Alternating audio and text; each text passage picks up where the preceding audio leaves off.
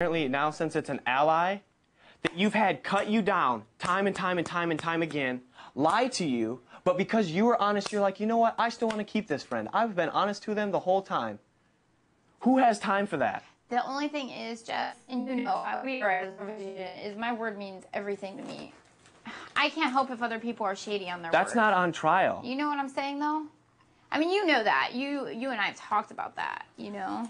I'm saying these are the same people that said I wasn't going to go up, putting up both Dan, she was in the room, the people that you're confiding in right now or whatever you're doing. That's your misconception. I'm not confiding. No, I'm just saying. You're still talking, coming back up here, doing whatever, you know, making sure you're safe, whatever. These are the people that told me to put you up. He's already safe. I mean, I understand that. You know. No. I'm just saying for his own graces, Jerry's down there saying, oh, this person thought they were running the house, and I'm just going to stick to them like flies on shit until they do what initially what I tell them to do.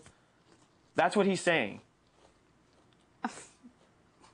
Well, I don't know about Jerry. No. Yeah. The next time anybody's HOH, I don't know about any of that. If anybody gets HOH, I believe you. I mean, I know. I believe you. That's why he just walked downstairs, and Michelle followed him because he was talking shit on Michelle. Michelle's so close to being like calling out Jerry and just being like, "What's going on? Like, why are you talking bad about me when you talk so good to me to my face?"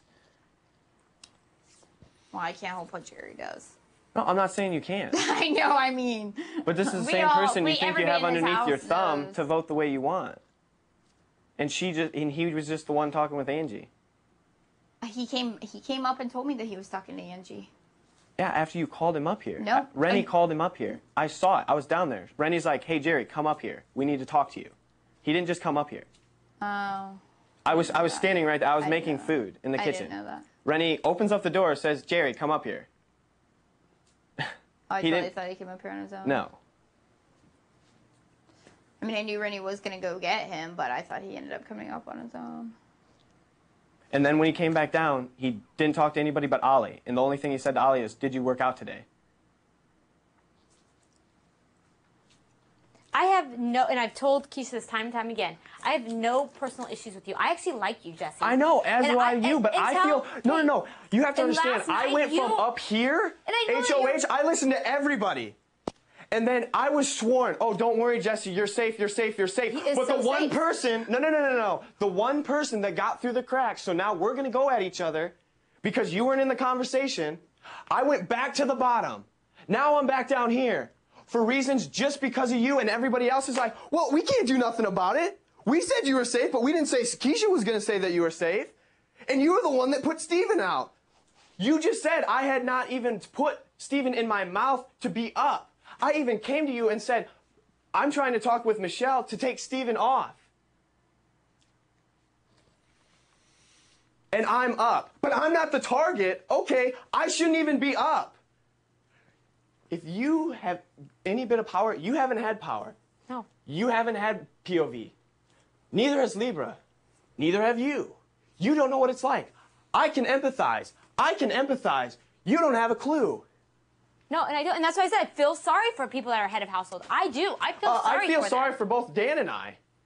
Because we're the pawns. We're supposed to just be like, "Oh, okay, I believe everybody. Sweet, don't kick me out. But, put me up and then just use me. And I'm supposed to, be able to eat and sleep at night in a game that you're not supposed to trust anybody. But when you had everybody's word, and then everybody throws you under the bus anyways, I listened to everybody, and I still got my knees chopped out from underneath me. Because you left the loophole. That's all I'm trying to say. And Libra's not up here, so I could say it to her. That's why I came up here. That's why I wanted to tell you. You got put up because everybody else wanted you to be put up. But you were in that conversation too, Jessie, so don't make yourself look like you weren't about putting Dan up too. So, I mean, and I hope and I'm not saying anything to you, Dan, at all. Unfortunately, you were a pawn, obviously. And, and unfortunately, Jessie, you are this week. And the thing that I'm confused about is that I've told Keisha time and time again, I have nothing against Jessie. Nothing against Jessie. Right, and I understand that. Now you're coming after me, and I feel attacked. And last night I felt attacked in my own bedroom, which is the safest place I'm supposed to have in this house. And you were so cynical and sarcastic, and I wasn't even going to bring it up because I don't want to get emotional or pissed off. But you were so cynical sitting on Michelle's bed, and I'm like, is that necessary? Sitting on Michelle's bed? When I said, I walk out and I go, "Are you guys going to play a game?" And you go, "Yes." And I go, okay, politely I said, can you please wake me up so I can actually sleep in my own bed? Wait. So why are you targeting me to tell you? Because you're the one that... That's exactly what your attitude was last night. Exactly. I wasn't you're the only one in the bedroom. Yeah, you're like, Jessie, will you please wake me up? It's like, why are you trying to put something on me that I have nothing to do with? Because you're in that room. All you had to do is walk in. I was sleeping in your room. All you had to do is say, April, when I'm coming in, and I get up and leave. That had nothing to do with me targeting you. You sleep in that effing room. Why do you feel obligated to tell me when as soon as Ali starts snoring anyways, you're going to wake up and move? All I said, I couldn't. Where was I supposed to go? I wasn't on your bed. When you guys were all in my bedroom. You just said I was on Michelle's bed. I wasn't even on your bed. I can't sleep with you guys playing games in there. Do you see what I'm saying? Dan was probably on my bed. Were you not sitting on? Someone had to be probably sitting on my bed. I went after it after you left. Well, exactly. And I'm not saying that's the deal. All I said was, you took it so personal, because all I said was, no, I didn't. Jessie, can you please wake me up when you go into your room so I can come back out here and sleep? I was trying to be polite, because I could have been like, can you guys just please go somewhere else? And instead I was like, trying to be like, okay, you guys can do whatever you want. When I've listened to you guys time and again, be in Rennie and those guys' room. Who? And I just asked him that. Have I ever been in one of the loud conversations? Never once have I. And I said, I don't know why you came after me that day when I've never once been in one of those rooms in the conversation. When all I asked you was to please, I even said, Jessie, can you please wake me up when you come into the bedroom? This is the same kind of thing.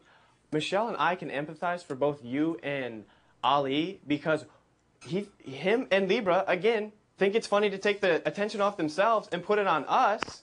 No. Because we talk more. No. Huh? No, she talks to Ali, and I talk with Michelle. Dan thinks it's whatever, you think it's entertaining, if you will, to target me as well as those. No, you do. I mean, it's very apparent that you do. When have I ever targeted you? I've never been in a position to When you bring attention to other people as opposed to bringing it to yourself, it's like Libra doing the same thing by targeting us four and getting the attention off of you. That's exactly what you're doing. Okay. You're pointing attention to groups of people and taking the attention off of you. That's exactly what it is. I mean, yeah, I was going to say, there's no way that you can't say that it's not. Okay. It's very apparent. Do you not feel that way, April? Yeah, there's times that we definitely felt targeted. Because of that. Because you're making it a point to crucify them two for having some sort of relationship, as you do with me and Michelle. Hey, I wouldn't use the word crucify. Yeah, exactly. It happened to me and Steven. No, they're throwing you under the bus saying, you're grouped together. They're too strong. I wasn't even. Together. I know how that feels. That's what I'm saying. Wasn't even. I was afraid to even look Steven's way. We can empathize for your situation, and you're sitting pretty, and Libra's sitting pretty, just asking the question. What do you mean? We're just asking questions. No, but here's the thing. Michelle did approach me, and she said, I don't. But you didn't. No, you apologized to her. Right. You did not apologize to me. Did you apologize to April? Did you apologize to Ali? You apologized to one person. Right, but I mean, if April thought I was like bothering her, I mean, she would tell me. She just said she did, and she bottled it up. Well, she knows that. I mean, I'm not doing it like. And that's why I said I wouldn't say, that's just my personality, word. Yeah, I mean. But you knew what was going on. Ali, I've talked to Ali, and he's like, yeah.